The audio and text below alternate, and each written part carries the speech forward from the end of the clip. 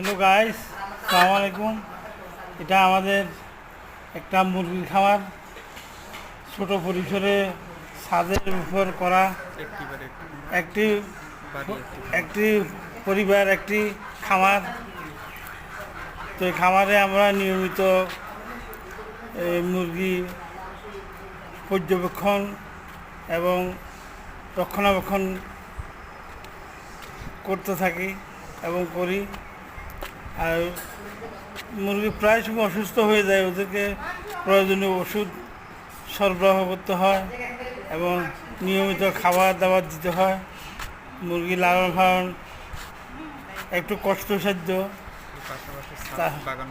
এটা এর পাশাপাশি আমাদের উপরে ছাদ বাগান আছে।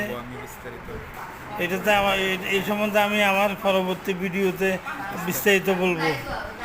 আপনারা সবাই এটা লাইক করবেন, শেয়ার করবেন এটা, এবং আমার ভিডিওগুলি সবাই দেখবেন। এই বলে আমার এখানে শেষ করলাম।